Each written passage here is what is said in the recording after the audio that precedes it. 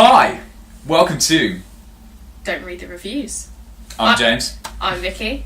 And yeah, we're the ironic named review team. Because I was thinking about this the other day, it's like, oh, we don't read reviews, but we review things. Yeah. Yeah. So, we're in 2019 now, which is, that's crazy. We made it. I thought it was all over for the world, generally. Yeah. I'm gross, she's ill. So, we're starting this podcast off right, I think. Yeah, you got to feel sorry for us. So. Oh, definitely, 100%. So we thought we would do 2018, a retrospective, see what's kicking, what was good, what was crap. Have a little review, you know. So we thought, because we didn't want to do like the top 10 each, because we'd be here all year, we thought, because we tried this before. Be here all year. Yeah, we're just going to do like our top threes. So I think your top threes will probably be more interesting than mine. I don't know, actually, because I feel like you're probably going to just be like, for no reason. No, I know what my top three are. Unless you'll end up being like, you'll be like, sure, the Sheep movie or something really thing, I don't know. No, I mean, I've got three, I think, very solid. I'm going to move this interface out of the way. Okay. Just because, like, I just don't see the point in it being up here. But yeah. Well, so shall I say one of mine and then you say one of yours? We'll do that way. So we'll go 3 to 1. Well, technically, I haven't got a top 3, but I guess I can make one up. But there has to be of like three films. There are 3 films that were better. I do, than but I don't have them ranked like first, second, third. Okay, well I do, but like I guess I can make them. Yeah, just like there must have been like the overall best film you saw last year. So we're starting with the best or starting with the third? The third best. The third best. Yeah. Well, I hate to say it because it makes me sound like a knob, but like Infinity War was like. That's fine. A standout. Like I have rules. Like I didn't want to put Infinity War because to me that's like the cop-out-y kind of thing. Yeah, that's it what was such an amazing movie, but it's kind of like there was no shock to that factor. Like we knew it was going to be amazing. Well, funnily enough, I hated it when I first saw it. I wrote down all of my thoughts. Actually, have them in the back of this book of 30 minutes after seeing it because I hated it. I have pages and pages of how much I hated it, just because I was like. I'm just trying to make sure the logo's not in there. I was just like, well, what stuff did I say? It was 2 part 1-ish. Yeah. But we knew that. And I was like, there are no stakes unless some shit is pulled out of the bag and everyone dead stays dead, then the mass death has no meaning. The thing is though, because we were having this conversation with, obviously, Nick in the beginning, weren't we? FYI, Nick is Vicky's boyfriend. And we were saying, because he was convinced it was just going to be, like, on its own. But I was like, no, it's part 1. Like, they said it was part 1 and part 2, but now they just said that just to make more money, so then people will be like... Yeah. It's just, because obviously it was originally scripted, it was going to be Infinity War Part 1 and Part 2. Yeah. But then they went back on that, and now it's become Endgame, because we are shooting this in 2019, where we know this information now. This is not new information. But yeah, like... It was an amazing film. Like no one can. No, like I struggled to find the faults. I did like the ending. I was kind of glad that they went through with it because I was kind of feeling because like I was watching a video last night as a slight sidetrack about how like Disney have copped out of how important lightsabers are in the Star Wars films, and it makes a lot of sense. And I was worried they were going to do that as well. They were going to be like they were going to cop out at the last minute, like they were just going to succeed in the last few seconds. And I was like, no, like we've been left tormented and ruined, and that's the best way. Yeah. The only parts of it I didn't like initially. I didn't like the way that they do fan service for the fans now. It's like been turned back into a way of them just like making like emotionally manipulating the fans. If that makes sense, like the whole Spider-Man thing. I was like, really, like. As soon as we can do spoilers, there's going to be spoilers in this podcast. Yeah, there's going to be. If you haven't if you didn't somehow go to the cinema at any point this year gone, like you're going to be sorely upset by the end of this because I'm going full details for some of these. Oh yeah.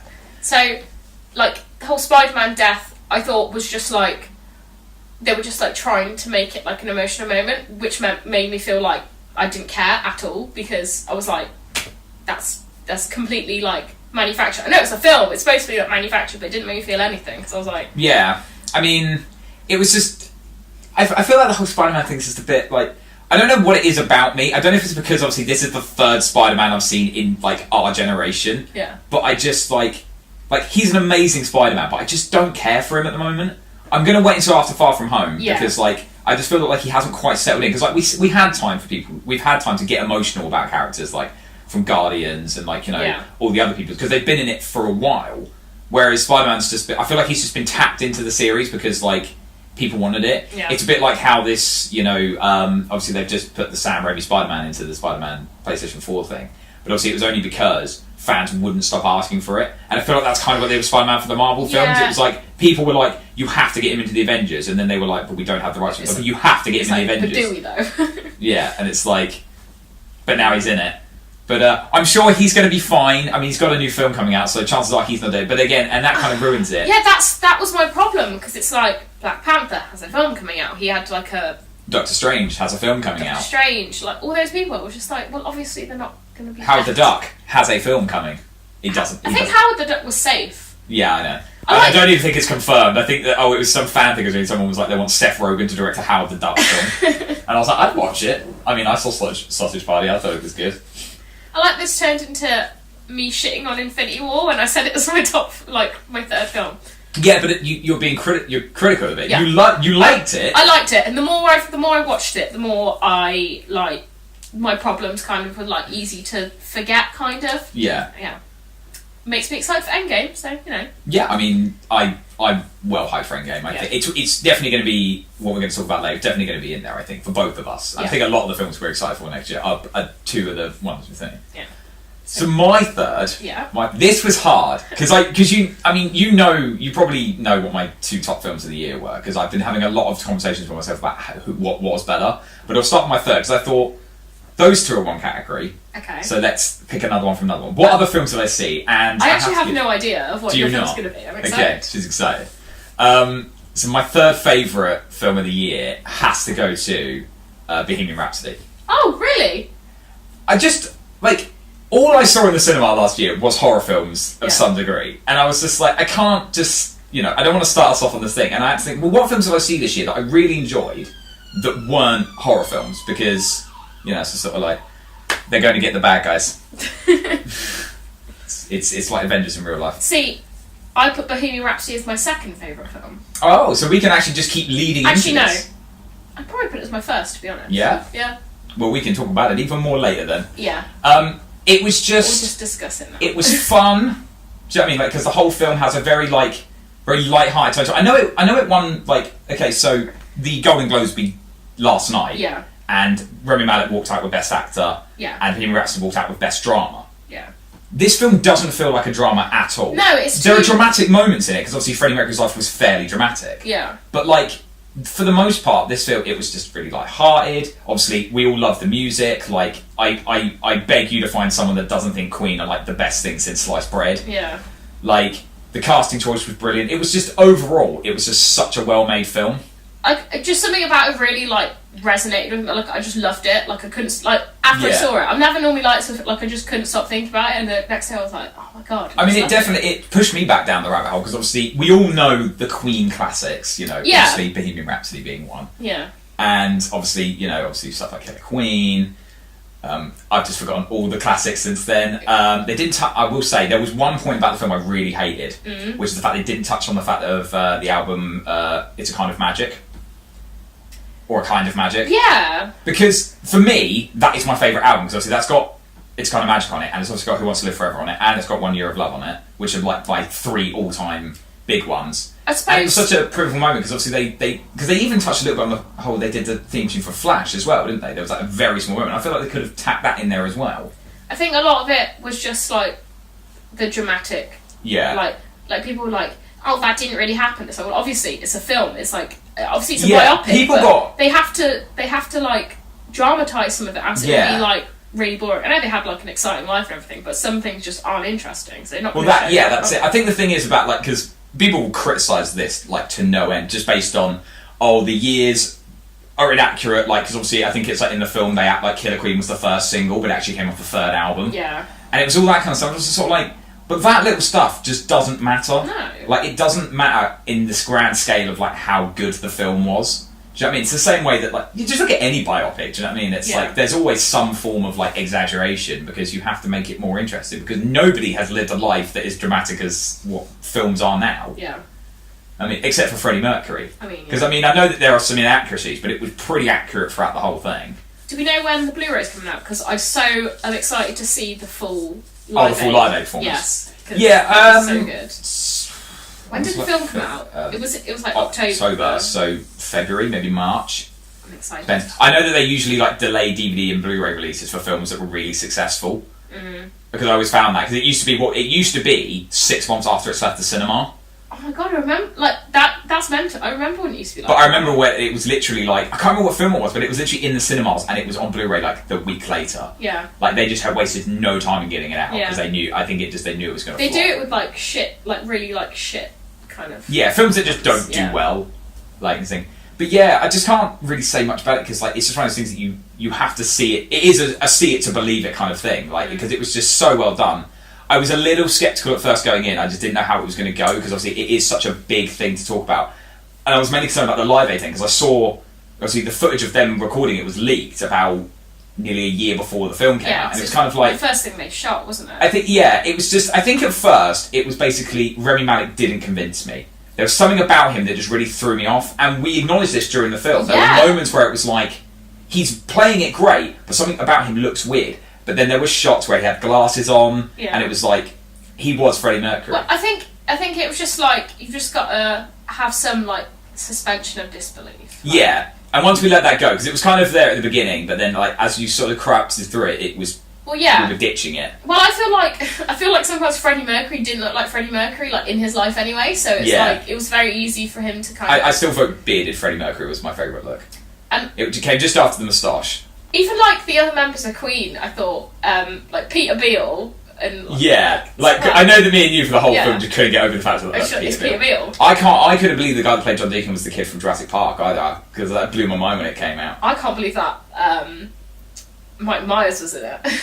I can't believe that it took me the entire film to realise who he played. And then at the end we were like, Mike Myers? Because when I heard that he was going to be in it, when we saw him in the credits when it was rolling at the beginning, we were like, oh, I bet they're going to do some like Bohemian Rhapsody thing like when they did it in the Wayne's World. In Wayne's World? Yeah. I didn't realise he was going to be playing the manager. I didn't even notice. Was it Nick that pointed that out to us? Or I think it was in the credits later. I was like, who was he? And I'm like, oh my god. He was the manager. I'm just going to leave that for my phone. Lovely. But yeah, like, it was just... And, of course, we have to give credit to probably the best part about the film, which is the guy that played Brian May was, like, the spitting image of him. Like, it was weird. I swear he's been in something... He's in, what's that Channel 4 comedy series? The one about... It's got Jack White on it. It's about, like... Is it Freshers? Is that what it's called? Fresh Meat? Fresh Meat, that's it. Yeah, he's in that. He's Charles. my god, really? Yeah. I don't know how I didn't recognise that. It's like, it's a really... To be fair, the weird thing is, he looks nothing like Brian May in real life. No. Which is weird. They just put a wig on him, though, and he just immediately became him, and it was strange. It's a really weird, like... It's a really weird cast of people that you wouldn't have, like... cast as it was like really worked. Like if you put that on paper first before any like things that came out about it, you'd be like, why are all these people playing them? But it worked so well. I think everyone in it was just awesome, and it's probably a good job that Sacha Baron Cohen didn't play him. Now see, I want to say yes, but I want to say no. I just feel that like it's not comparable. I feel like had Sacha Baron Cohen gone through with it's just been a different film. It would have been a completely different film. I think it would have been. I think that they would have really pushed for it not to be funny because of the fact that he's obviously known for his comedy stuff, and I think he would have done that as well. Because he's played some serious roles in the past, like very fleetingly, but like because obviously he's always doing like pissing off politicians in America and uncovering paedophile rings in Hollywood, like by accident. But yeah, it would have been interesting to see, but I think realistically they made the right call in the end. I think and fair play. I think they're going to do well at the Oscars. I think if they don't win Best Picture again, I think he'd probably take Best Actor. Yeah, I think so. Oh. Yeah. It's just like he just did such a good job on, doing all the things. And I like that he did it all without being like, oh, I did this method acting. He was like, no, I mean, the closest he did was like he was like, oh, I had to wear the teeth, but like I didn't like taking them out because like if you're going to be Freddie Mercury, you might as well just walk around like him. Well, Rami Malek's just like such a wholesome boy anyway that I'm just like, Yeah. oh. Hey, I mean, he's cool. Like, I mean, I've not seen him in a lot of stuff. Yeah. And I know he's in like Hacker Man and stuff like that, but I've not watched it. So maybe I should get to know Rami a bit better for the sequel. Yeah. You know, because he's going to be in Infinity War 2, as that trailer pointed out. Anyway, so your number 2 of 2018 was Hereditary. I see, that's mine as well. Is it? Oh! Yeah. See, we have very similar film opinions because we're not, like, yeah. Well, we just, we're similar, but we do differ. Yeah, we do differ. Like, so, I guess, we can just talk about this together, which is good. This is... I was torn between so my number 1 is also a horror, but, like, I was very torn about what was the better horror and what was the better film. And my number 1 is the better film, in my opinion. I enjoyed it much more than this. But this was the better horror. Okay. And I've met some people that hated this film. Yeah. I've met people that loved this film. It was very dividing. It was very dividing, but one thing's for certain. Nobody, and I think nobody could absolutely guess what the fuck that film was going to do. Well, we saw it together. Yeah. And we saw it the day it came out, didn't we? I think so, yeah. Yeah, it was either the day it came out or like the day after. It was us and our like group of friends, and I think we all walked in. I hadn't even seen a trailer for it. No. Yeah. I think I might have like seen like ones. The trailer gave nothing away, and I think it was just the girl clicking. I'm like, oh, that's a bit weird. Yeah. And I was like, yeah, we'll go see it. And then for the first half an hour, we were just looking at each other like we were like. We were in the cinema. When you're in the cinema and a film is long-winded, you're kind of sat there. It's just like, why is nothing happening yet? But like for this whole film, the suspense that they built from the moment it started was just like, why has nothing happened yet? So I think it was the first half an hour, like it was just kind of chill, and then obviously. Oh, but even the first half an hour wasn't chill because you have that moment where she goes into that room and she's like says like goodbye to her mum or something. Like, she turns around, and her mum's just like sat there in the corner of the room, and she's like, what? And then we were immediately like, right, this is already getting It was a bit like weirdly suspect, and then obviously, then it all shit kicks off. And then it all kicks off. So I think the most major spoiler we'll give away here is the fact that this film is the advertisement for this film. It pulls a psycho, basically. It pulls a psycho in, but in a much grander way because it's like this film has nothing to do with that girl. No. Like, literally none. Yeah. So she's dead within like half an hour, and she dies hard. She dies. Like she puts her head out of a window. She's having an allergic reaction to nuts because she has a nut allergy, which they make very pointed, which they do very well. I think because it's a side note. You're like, that's going to be something. But I didn't even notice in the scene at the party they're like cutting up nuts, and I didn't even notice until I saw like a breakdown. Yeah, I was watching breakdown. Yeah, I was but like, it's just because. She gets taken to a party by her brother. Which is really weird. Well, it's because obviously their mum tells them to take it. But I swear she's like really young though. I'm not sure. Yeah, she's about 14 in real life, but I think her character was about 13. Yeah. So even so, it was weird. But they were going to be. I suppose the mum doesn't really know like what kind of party that was. Like him just like smoking weed in the bedroom. Yeah, but he gets stoned, and then she's having an allergic reaction, so he's driving her to a hospital. She sticks her head out of a window. Gets her head just immediately taken out the way. Like her head is gone. And I thought that you were, and then there's just that really well done shot of like her head just in the road that we just didn't see coming. No, the worst shot is, as in like it's really good, is when he's just looking in the window. He's like not looking in the mirror behind him. Yeah. And like he's like scared to turn around and look, and it just goes on for like 2 minutes, and everyone's just like, oh. Oh yeah, like, so after tense. she gets hit, yeah. And from that moment on, the film is just like. It starts moving into this progression of like, it's all about her contacting the spirit of her daughter. Yeah. And trying to think, and that does happen in the film. That is a genuine thing that happens, or so we think. The film pulls in a complete 180 about 30 minutes before the end. This film's about 2 hours long. Well, at this point, we kept telling each other when something crazy happened. We were like, "What the fuck is happening here?" Like it was just my mind was blown. It's because then they blew it even further because then it was like, this isn't a possession film. No, that was it. It was a possession film. Yeah, it wasn't a ghost film. Because that's what we assumed it was. It was like this is going to be like a spooky, the daughter's now going to haunt the family sort of thing. basically we were trying to piece together a story that we only had half of the story. Well, I think they changed the main character basically like twice, like 3 times. Yeah. They were like, it's a little girl. Oh no, just kidding, it's the mum. Oh no, it's not the mum. It's the son. It's and the it's son. like, Who what? up to that point had like such minimal screen time. Yeah. Like he was sick the daughter's death, but then after that he kind of starts veering away a little bit. It comes about the mum. She meets the woman who actually turns out to be a friend of her mother's, who then turns out to be part of a cult to bring upon. Is it Payman? Payman, I think. Yeah, Payman, Yeah. the god of terror and death and my worst nightmares. And naked people on the ceiling, apparently. But basically when her mum, when the mum transforms, I say transforms, but like when she basically loses it at the end and she becomes like possessed by Payman and she's like crawling all over the walls. It's just so unsettling. And it's so unsettling, and then there's a scene in the scene in the attic is like the cherry on top of this film. It's he's in hysterics and he's playing it off so well, and he sees his mum like in the rafters like cutting her own head off with a piano wire, and then his official like nah I'm out is the moment where he looks in the darkness and there's just a naked old man like, and he just fucking throws out window and kills himself, and I was like, you know what, I'd do the same.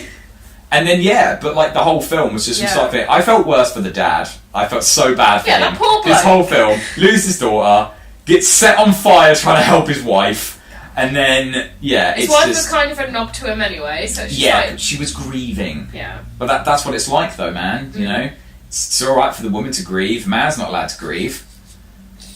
Hashtag all rights. I don't know.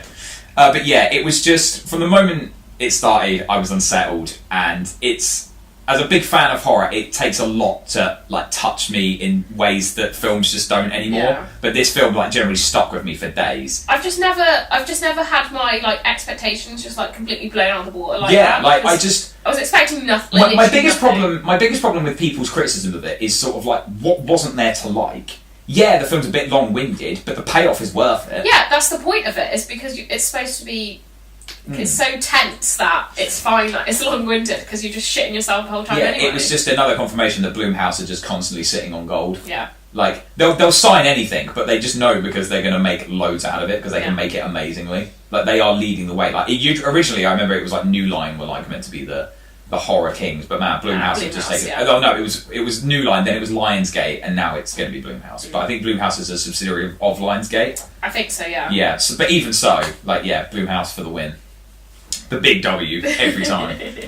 But that was that's both our number 2s, which I thought was nice. Yeah. I didn't expect you to pick a horror because you saw way more films than I did this year because my year got way too busy near the end. Yeah, but I'm going to try better this year. I do like you always fit. I am really into horror as well. It's not that you're not into horrors, but like you see more films than I do, and I think that you have a much wider. Yeah, but horror's one of my favourite genres, so of course they're going to be like my favourites. Okay, no, that's fine. So your number 1 is Bohemian Rhapsody. Oh yeah, I forgot. Yeah. So yeah, I mean, so we'll have to talk more on that now. We touched on that. I mean, we've touched on that. Yeah. I mean, it's just I mean, there's not really much else to say. It's just, I saw it twice. I don't think I saw many films more than once this year, just because I was like, it was one that I was like, I have to see it again. Yeah. So I saw it again, and I loved it just as much. So yeah.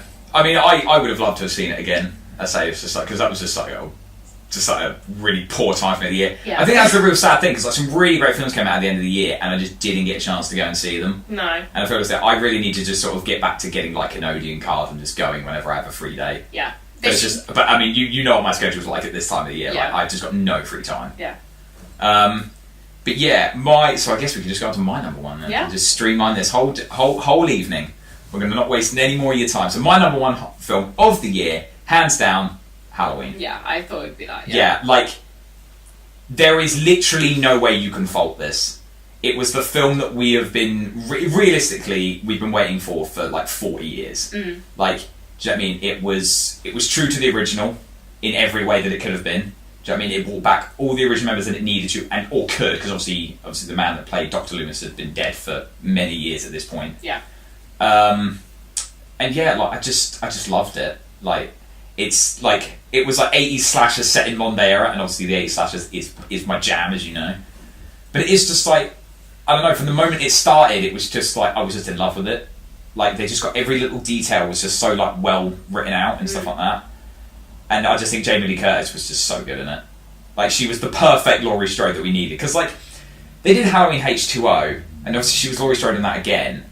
But, like, I don't know, it was so of its time. Like, I think it's, like, very late 90s, early 2000s, Halloween H2O came out. And it was just, like, it was just not good.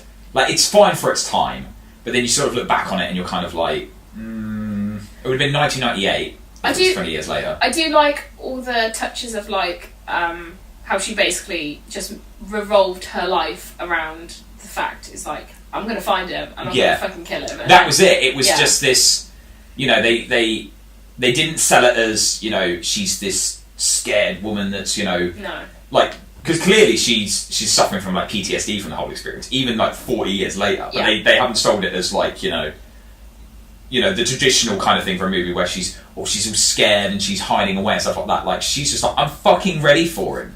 So that he can come here if he wants. I will be waiting. But there's the bit where, like, obviously her daughter, the whole film is kind of just like, oh, for fuck's sake, just leave it, just stop. And then at the end when she's like in the basement, he's coming down the stairs. I love that bit. And she's like crying, and I was like, oh god. And then she's like, nah.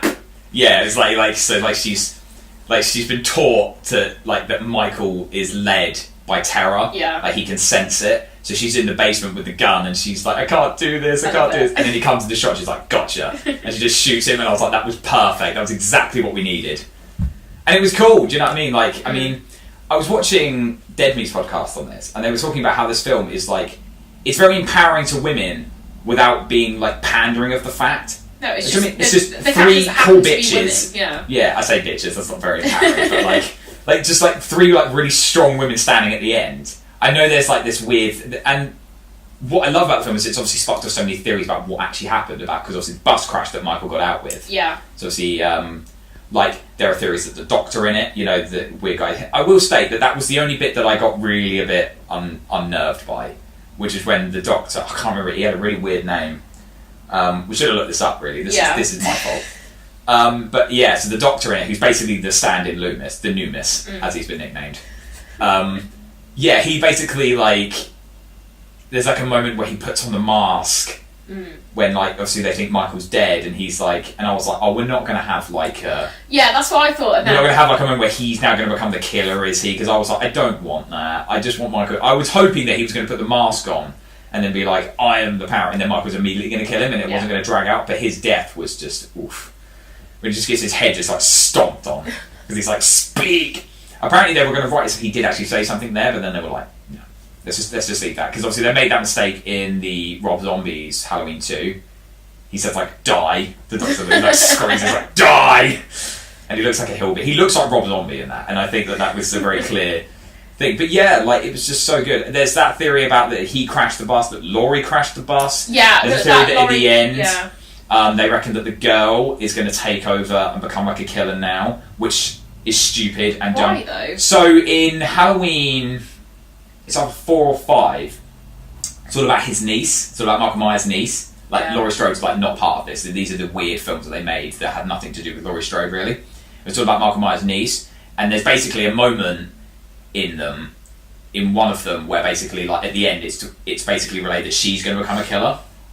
But then they retconned it for the next film and completely forgot about it, and then it became, like, a weird cult thing. Basically, I think that this one film made up for 20, nearly 30 years of injustice to what is actually, like, a really good character. Yeah, it's like they've just sat down and they're like, right, what did we fuck up? Let's not do that. Yeah. And it's like, what do they want? And I think that if anything you have to take away from this, it is solidly on the fact of that, like, I know that he didn't write it on its own, but, like, Danny McBride proved everybody wrong, because I remember, like, when it was announced that he was part of it, people were like, oh, so it's just going to be some, like, really crappy, like, comedy sort of esque thing, and I'm like, what? Like, it's a well-known fact that he is a big fan of horror. He wouldn't write, like, a comedy Halloween. Can you imagine? Oh yeah, just, like, really, like, slapstick sound whenever someone gets hit.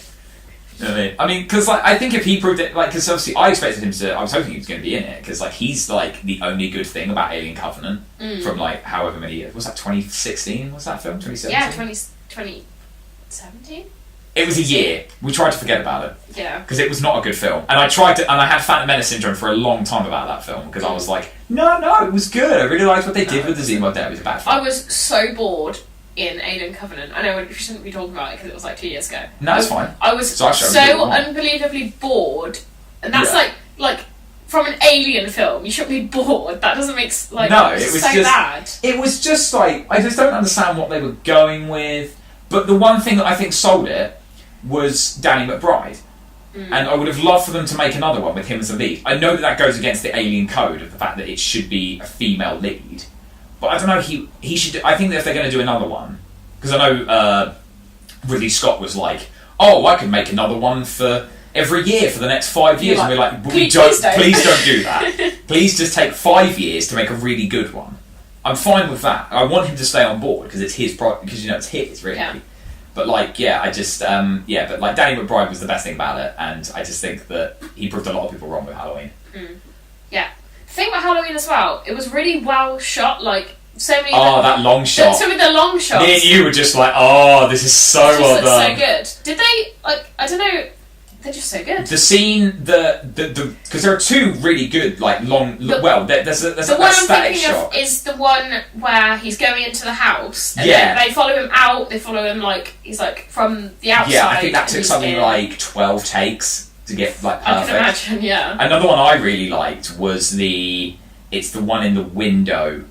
Like, it's a woman in the house, and you see him, and you can see his mask in the window. Oh, in the reflection. And then you can see him walking around. I don't know what it's called. It's like a static shot or something like that. But yeah, he walks around the house, and you see him come in, and then just the knife through the throat. I didn't know what to expect there, but and that's another thing. He was so unbelievably brutal in this one as well. Yeah. It was like that scene in the gas station toilets with those two people. Where he just drops the teeth over the top, and it's just I can't do teeth, man. I was like, ugh. But yeah, this is the thing, it was just so much more brutal than I was expecting it to be as well, because I imagine with a lot of these films they try to keep Was it a 15 or an 18? I think it was an 18. Oh. I don't remember. Is this a sign of age now that we don't get ID for films that we don't care? I don't actually get ID'd for films, which is surprising because I get ID'd for literally everything else, like Red Bulls. I get ID'd for. All I saw from 21, but you know. when we saw it, we were waiting because I think you and Nick went to the toilet. No, so somebody went to the toilet and we were waiting, and obviously I saw the official rating system, and so there's one above R18, which is R18, which is basically it's an 18, but it's restricted to certain theatres, and I'm like, I have to see an R18 now. Yeah, but it'll just be naked killing. Yeah, I mean, the example they gave was a film called The Bunny Game, which I need to get hold of, which is basically, we won't go into what The Bunny Game's about. We should do a review on it. I imagine that's what, I told you about that film called, Salo. It's an Italian film. It's, the most messed up. I had to watch it for cult film and TV at uni, and it's all these, slave kind of people, who are, sex slaves, but it's messed up. They make them eat shit and stuff. It's basically from what I understand about the premise of The Bunny Game is it's basically about this prostitute who's hitchhiking, but then she hitchhikes with this guy who then basically makes her do all these weird torturous methods of things, and it's I mean, cool. I mean, I don't mind films like that. I think the only one about those films I just think no one should many times say to is I Spit on Your Grave, because that's just not. It's basically the second half of the film is not enough to make up for the tackiness of the first half. I sent Abby to bed that night. I was just she is not watching this with me. I had to sit up really late to watch the remake because I was just I can't sit here and watch this with you. And an interesting fact about that film, just as a side note, before we move on to our worst films of 2018, is actually my mate actually watched I Spit on Your Grave with her boyfriend, her ex-boyfriend, years ago. He rented it or something like that and was I think it'd be a really good film for us to watch together. I mean, you know what I Spit on Your Grave is about, don't you? Yeah. Yeah, he thought that was an appropriate film to. We were texting each other. She was wait till you get to these lines, because I was because the dialogue is just absolute garbage. I mean, it's not exactly like The Notebook. That's not what you get your girlfriend to watch with you. Do you know what I mean? It's just people are just weird, man.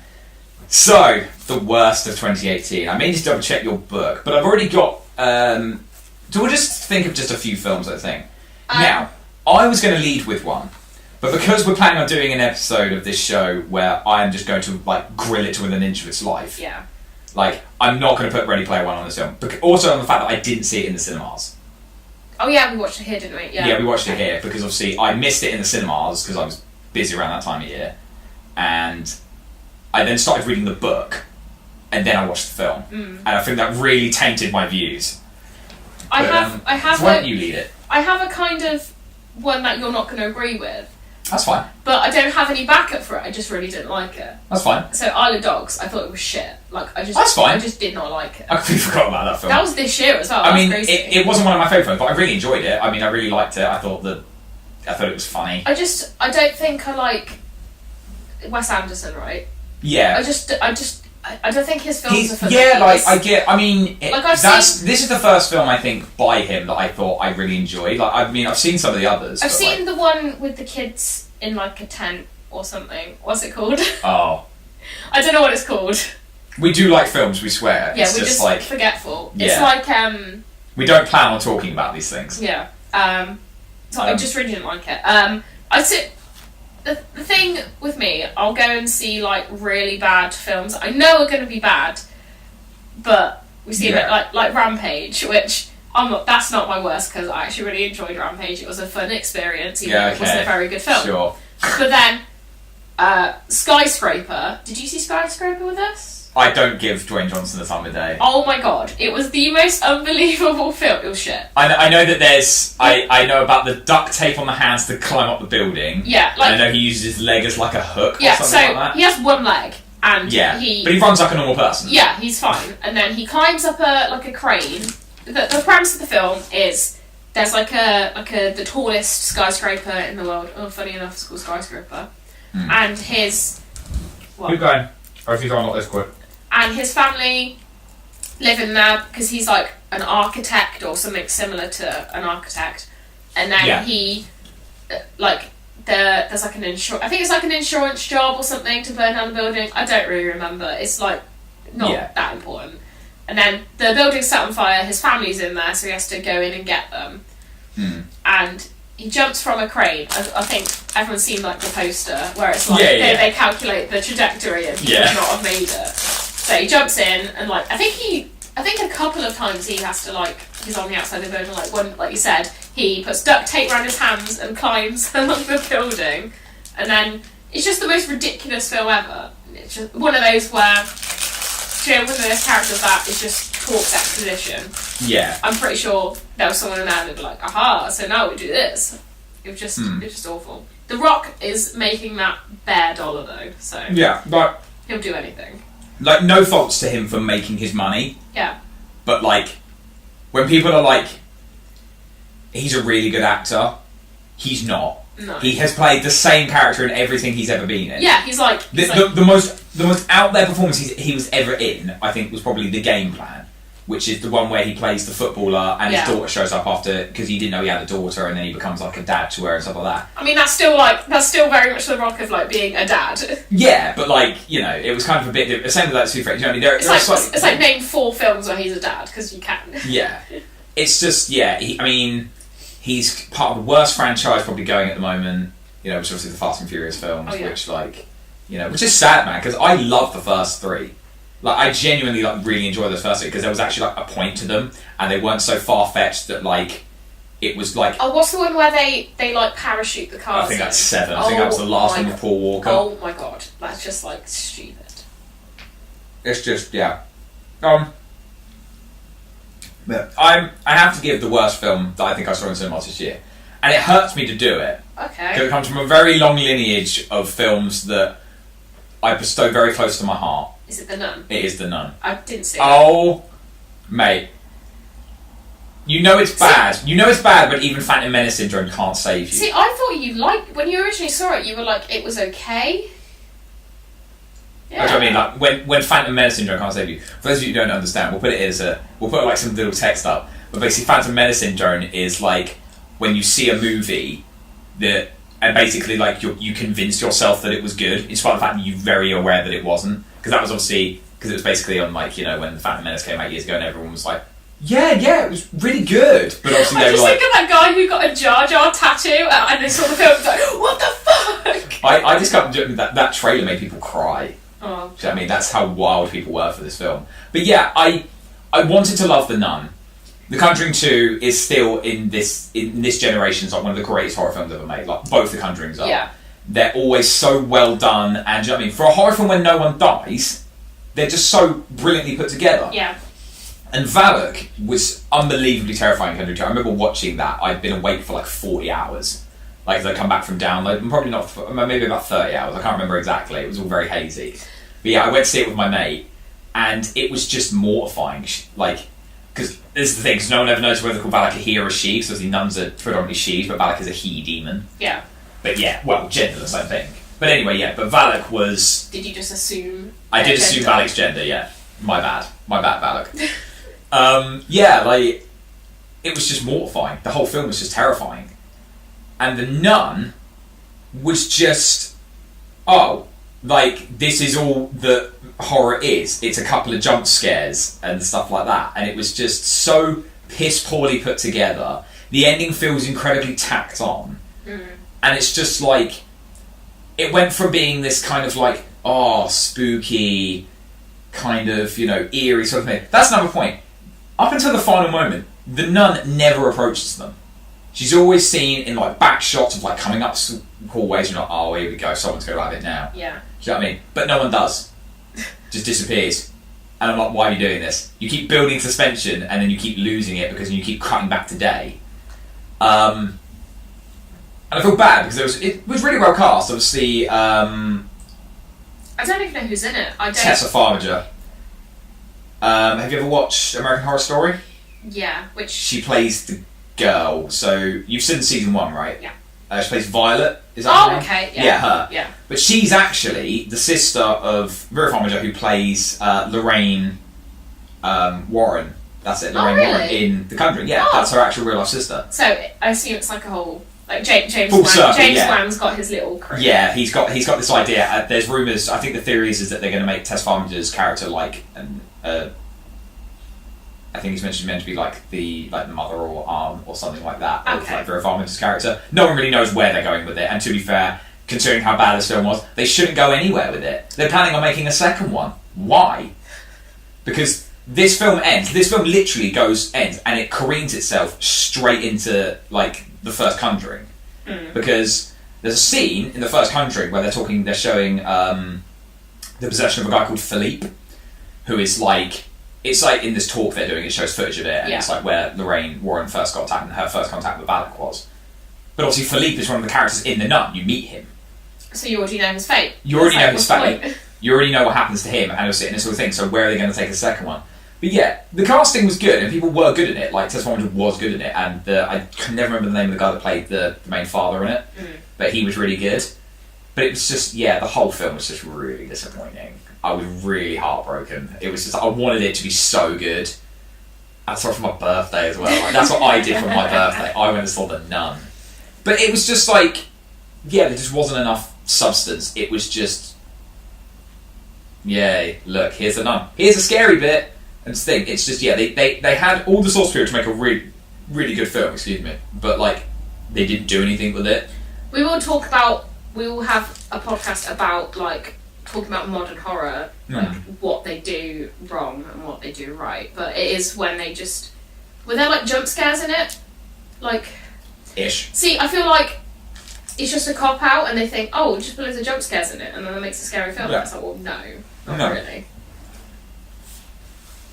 I think to make a great horror, you have to have the ingredients of like, you have to basically be able to put people in like suspense forever. Yeah. And it's that eeriness that makes a good horror. It's not the thing, it's not the jump scares.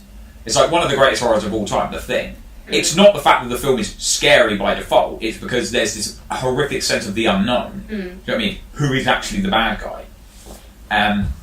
Yeah, that was just. Yeah, I mean, that's just what I'm looking for. I'm just looking for a film that's actually going to, like terrify me by confusing me, not just being like, oh, they're going into a spooky room. Someone clearly stood in the corner.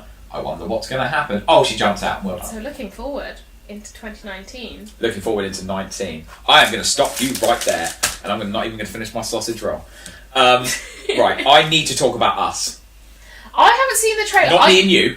The film. I purposefully didn't watch the trailer this morning. I saw it come up on Facebook, and I'm like, I'm not going to watch it. I'm just going to go watch the film. I'm going to go see it. Call you crazy, yeah. I don't know anything. I don't even know what it's about. I know it's directed by Jordan Peele because you told me that yesterday, but that's it. Yeah. Yeah, I mean, so I'm going to talk about it, and she's just going to have to listen. Yeah. When this first came out, so I did really enjoy Get Out, but I feel like there was something about it that I just didn't enjoy as much as other people did. Yeah. Like, I feel like loads of people thought it was like the best film I made, and it was amazing. But I don't know, there was something about it that just didn't really sit with me. I think it's just because I just didn't really care for like what the actual story was. I think it's just people find a good film and then they're just like, this is clearly the best film I've made. Yeah. Like, Bird Box is the new one that people do that. Yeah, we'll talk about Bird Box in a second. Bird Box was really good, but it's like nowhere near as good as people made out. No, it's like, just calm down. But yeah, so I did really enjoy Get Out. Wasn't massively hyped on it, but did really enjoy it. Yeah. And then I was kind of like, we'll see what he comes up with next, because obviously I think he said that he was going to make a horror, but then he might be working on something else before, because he worked on Black Klansman, didn't he? Was he a part of that? I don't know. I have a feeling he might have been, but anyway. I'm not sure, because the director of that one wasn't like a director, and they just let him have like free reign, and that's why he went kind of like crazy. But yeah, so, and then I think it was only about a week ago or so, they dropped the trailer for Us. Mm-hmm. And there's just something about it. I'm just in love with it. Every time it comes up on my Facebook, I have to stop and watch it.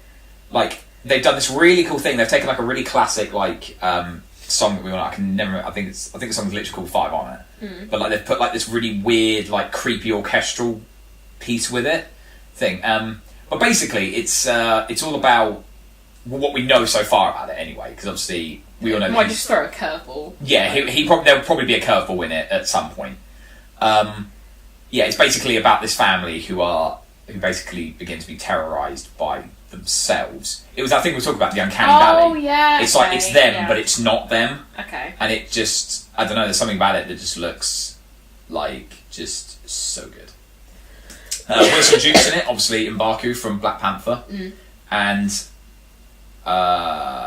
it's like Lupita. Is it Lupita Nyong'o?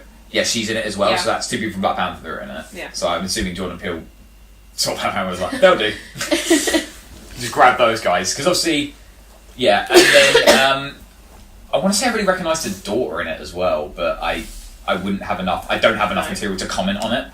But yeah, also Elizabeth Moss is in it, which is really good, because she's. I mean, I've not watched all of The Handmaid's Tale, but I've heard she's really good in it, and yeah.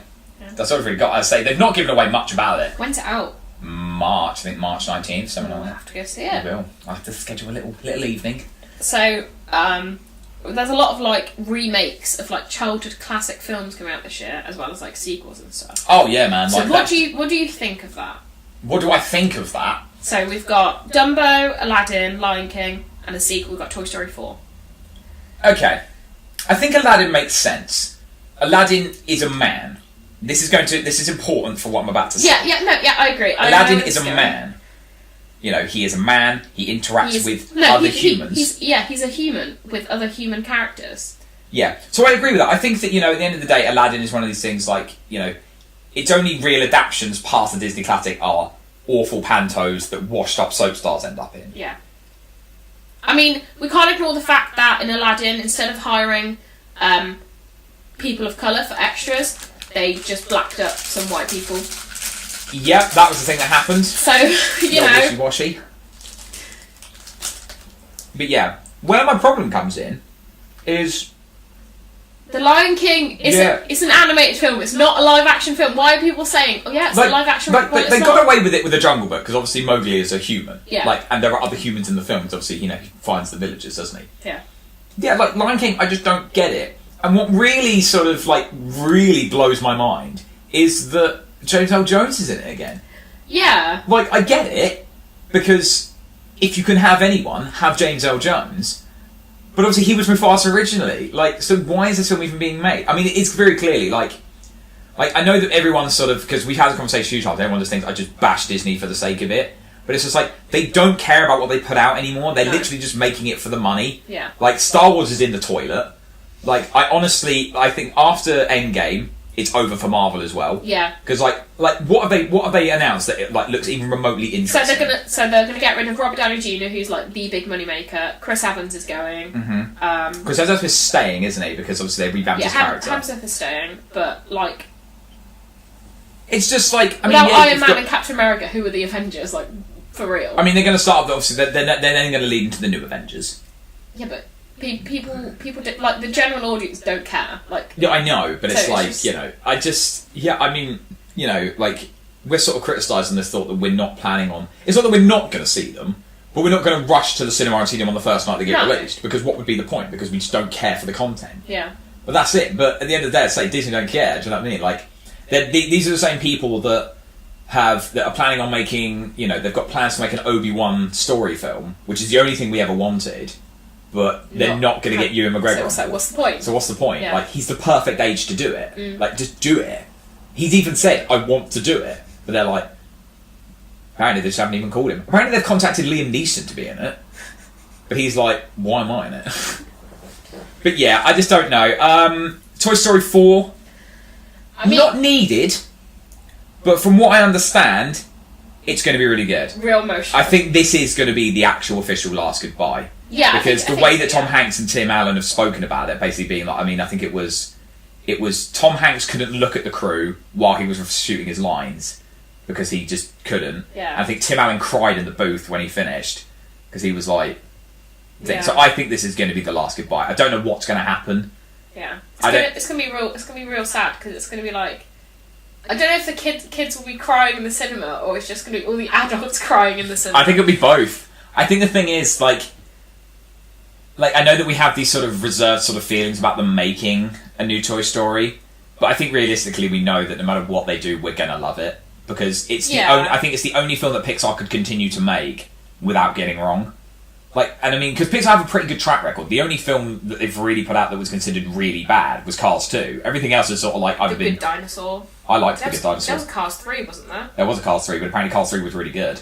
I know Cars 2 was... Cars 3, they reckon Cars 3 was what Cars 2 was meant to be. Cars 2 was like... There's like a bit where they have like a bar fight in a bathroom and it's just insane. And mate is a secret agent with Michael Caine.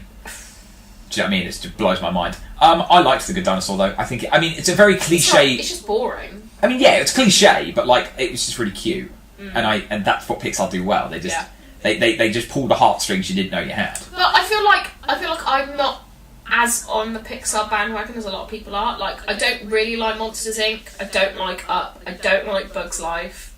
You don't like A Bug's Life? No, it's just like... Such a classic. Are you not a cute little bumblebee? It's still the best line in the entire film. Thingy here, it's one of these things like being put on the spot. I should have done what Vicky done and made more notes. I've got notes for us to talk about. So. That's fine. The thing is, obviously, most of the films that have been announced for next year are all just... Well, we'll go. Like, they're all just Marvel films. It's all Captain Marvel. The comic book movies... We'll go on one, actually. It Chapter 2. Yes, I have. So, It Chapter 1... I know it's just called It, but it's actually It Chapter 1 because it says at the end of the film. That was one of the best remakes I've ever seen. Yeah. Like, hands down. They took the original source material and they ran with it, and they made it in a way that, was complementary to the book, but wasn't, but still tried to be its own thing. Yeah. Because obviously they can't have all the stuff with the flying turtle and stuff like that, because it would just go on forever, because obviously... What's the book got? It's like 1,300 pages or something like that. It's hefty. It's like it's a big boy. I'm going to attempt to read it, but I know I won't get it. I probably won't read it. Well, I think we stated the sort of like if you were to start now, you still wouldn't be finished by the time the film comes out. Yeah. Because apparently the book is like a slow burner. Yeah. Like you're just like it's one of those things where you have to like keep rereading pages. Stephen King's really difficult to read. I've only read one Stephen King book because he's just so hard to get through. I think I've read Children of the Corn. I think it's the only one I've read. Like he's someone I want to get into, but I think he's an alien because he like just churns out like these books constantly. It probably was he like a coke addict or something? What he loves drugs, from what I understand. He basically just pops pills and writes. There's a story where some woman in a supermarket came up to him and was like, "Oh, thanks for writing Shawshank Redemption." And he's like, "I didn't. What are you on about?" And she's like, "Yeah, you did." And he had to look up because he didn't know that he wrote it because he's that drug-addled mind, It's alright, drugs don't hurt you though. Other films, so Glass is out pretty soon, I think. I think it's in a couple of weeks. I'm so weirdly, like, not excited yet excited about it. I liked Split. There's this very specific hype train that exists in our life that won't stop talking about it, and we're kind of getting a bit, like, turned off of it because of it. I mean, you know... Nick. I mean Nick. I don't want to keep name-dropping Nick, but Nick. You know, it is just that. It's just, Nick is super excited about this film, and... I mean, it'd be okay, I think. I think it's going to be good. Yeah. I mean, here's the thing. Split was really good. I spent a very long time not watching it because I couldn't be bothered.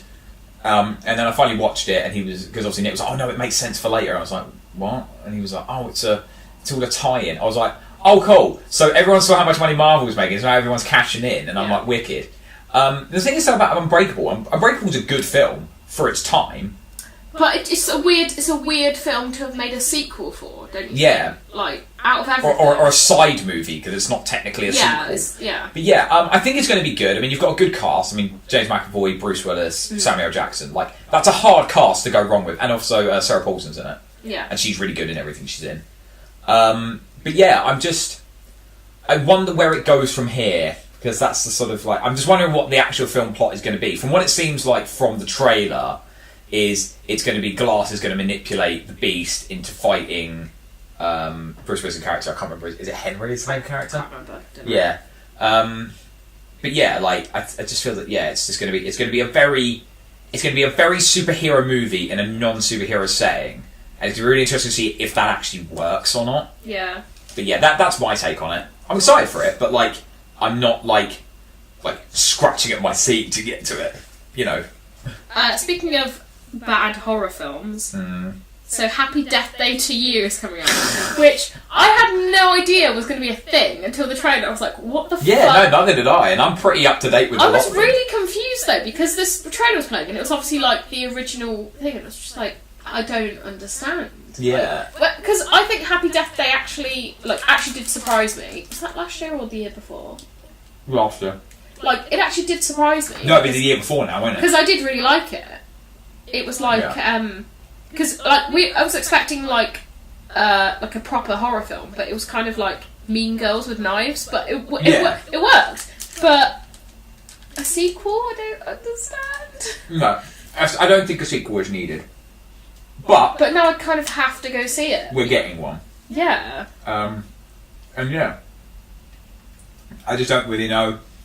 Yeah, I mean, we're going to have to go see it. Like, we can't ignore that. No. I'm just going to check this quick again. Do tell me another film that's coming out. I want to check the cameras as well. I'll check that for you. We're at 57 minutes. Okay. You're still rolling, and I'm still rolling. Okay, nice. Cool. We'll cut that. We'll put a slideshow in for some trailers.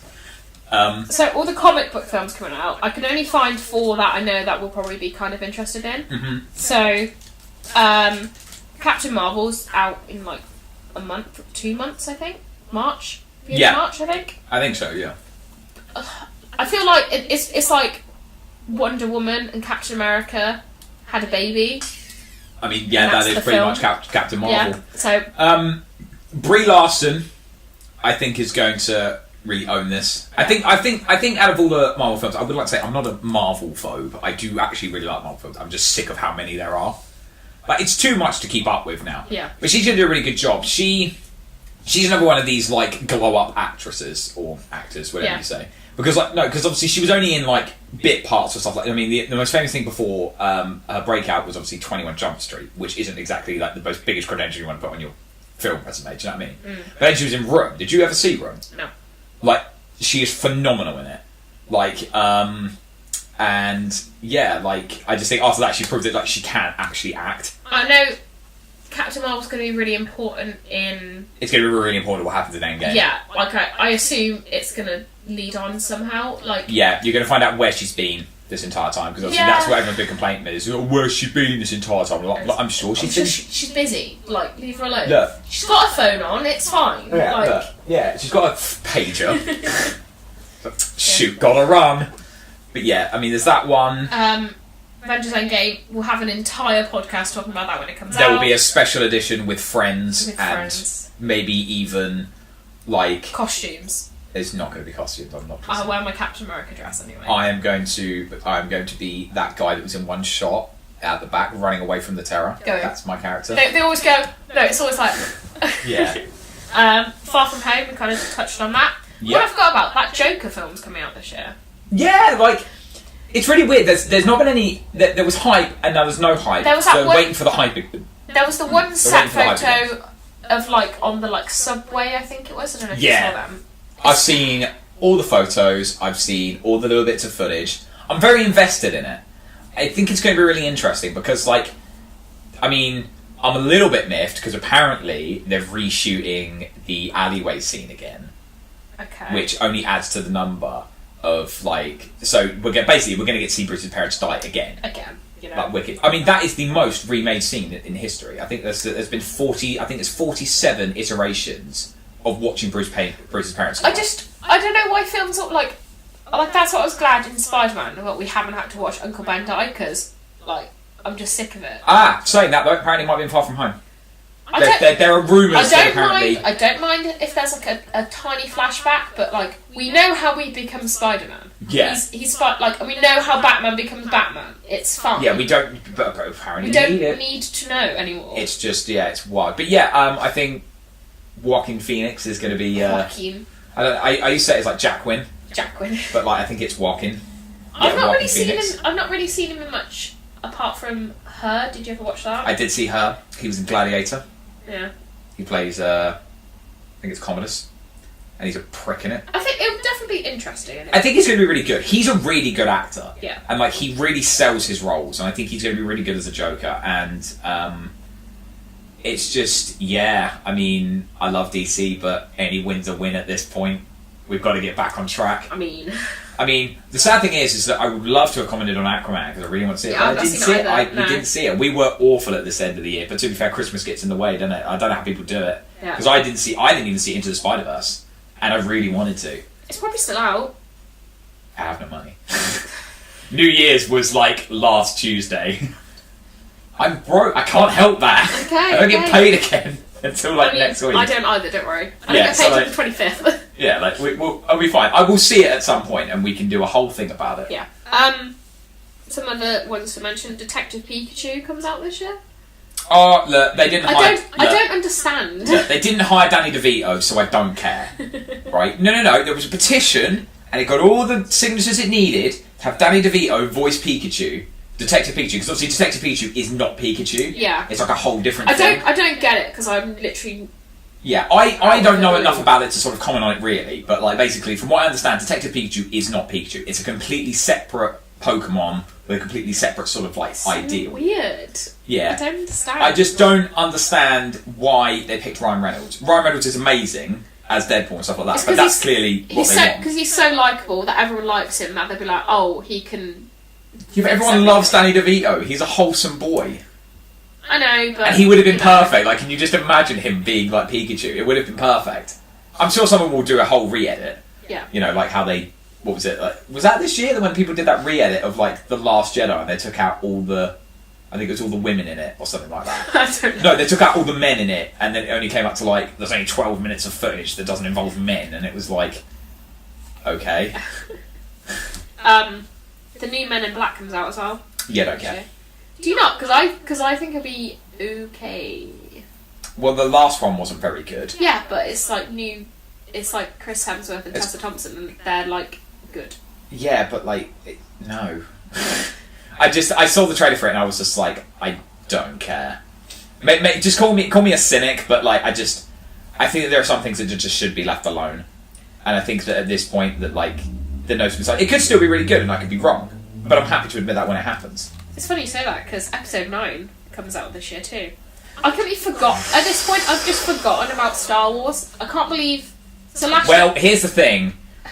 Like, when you look at the original trilogy, it was 3 films that sort of complemented each other in a perfect way. Like, no matter how people look at it, at the end of the day, 4, 5, and 6 are perfect complements to each other.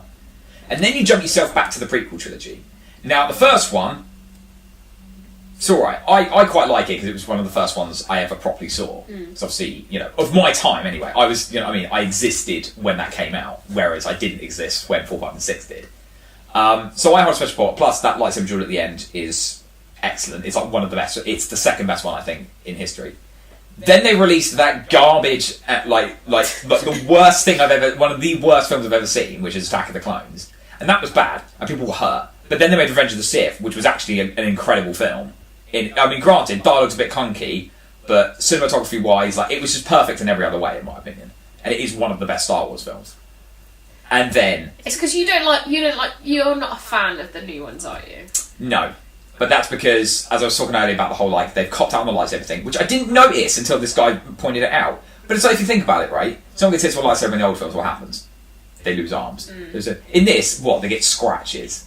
Is that all a lightsaber's capable of? It's got that cool as fuck face scar now. Oh yeah, you mean that one that isn't in the exact same place that he got it in? Yeah, it's like different it's like the retcon, yeah. Where it went across his face like that, didn't it? Yeah. But then they moved it so it was just like up there, so it looked a bit more like Anakin's, and I'm like, but that's not how it works.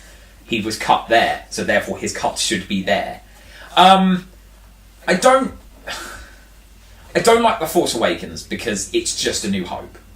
It's almost shot for shot a remake. Yeah. And it left me wanting nothing except to understand what happened to Luke. But I was glad that Luke came back for it. Obviously Mark Hamill and Harrison Ford. I did like the fact they killed off Harrison Ford. I thought that was quite poignant. You need the old man to go, really. But it wasn't enough to contain me.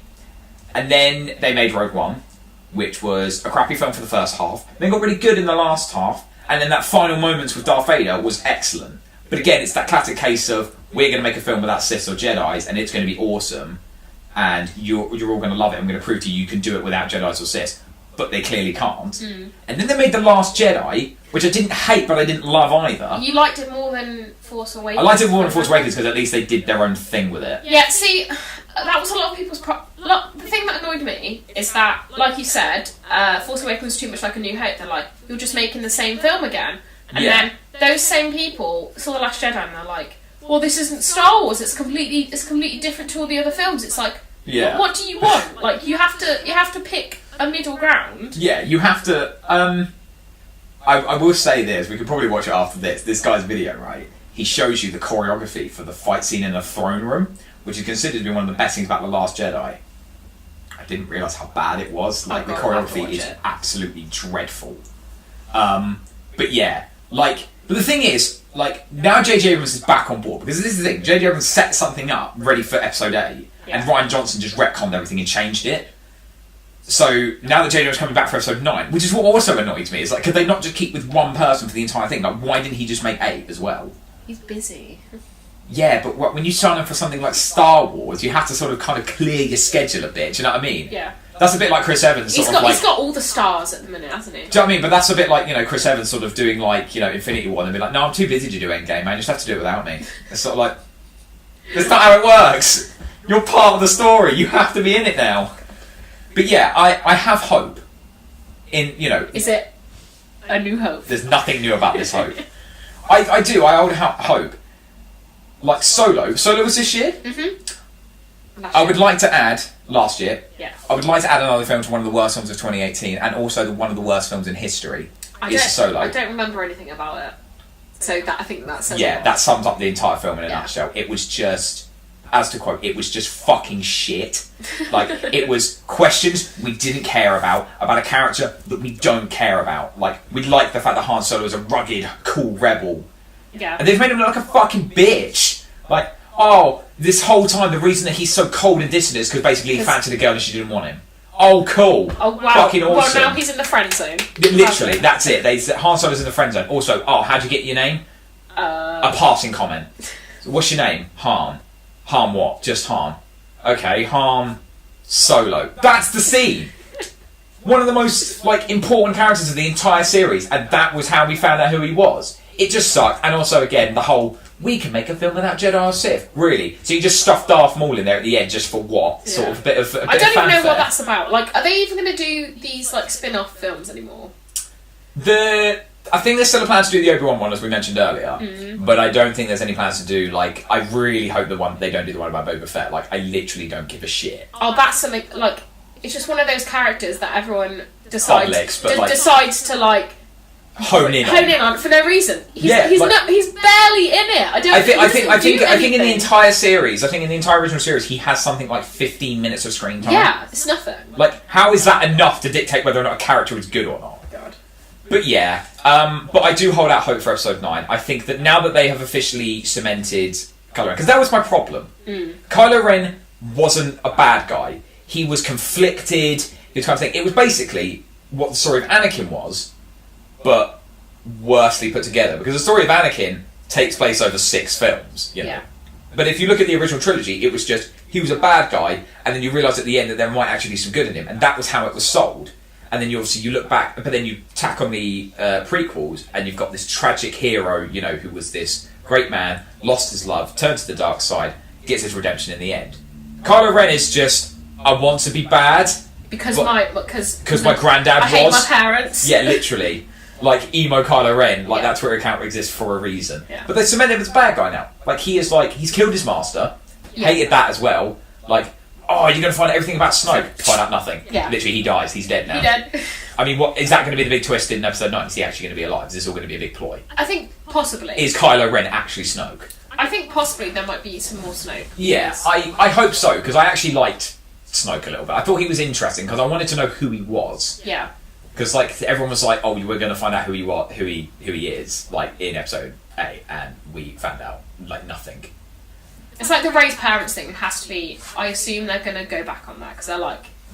I kind of I mean, I'm kind of a bit torn about it. I don't know whether I want them to, if that makes sense. Yeah, but I feel like they hyped it up so much in Force Awakens, and then they were like, "Lol, just kidding." They're no one, and then everyone's like, So I feel like with that, they're probably like gauging on audience reactions, like, do they actually want to know who her parents are or not? And they're like, oh, we'll just write it in. I don't care. I just don't want it to be Obi-Wan Kenobi. That's all I want. Yeah. Like, because that was one of the big rumours. Fine by me. Well, no, because that would make sense. Because like, you know, at the end of the day, that could kind of make sense. It would make sense why she was dumped on like a desert planet. It would make sense about why he just bailed. Yeah. But it is just this weird sentiment that they were going to be like, oh, her dad is Yoda. That's why she's so powerful. And I'm like, are you actually fucking serious with me right now? It's like everyone's like, it's going to be Obi-Wan Kenobi. Like, that's going to be her. That's why she heard his voice in her vision. And also, oh yeah, lightsabers give you visions now. Yeah. Fucking totally. Oh man, like it is just a clusterfuck, and I can't wait for them to just hit the hard reset. Like, but that's okay because the expanded universe is terrible. And we're not going to take anything from that. We're just going to steal all the good ideas and then make them bad. Bad Disney. Bad Disney. It is bad and Disney. I think that's where we can that is us for this evening. So that's 2019. That's 2018 in retrospective. And we look forward to 2019. Join us for our first official review of The Favourite, which is coming very soon. Oh, yes. Yes. Until then. Farewell. Farewell, my friends.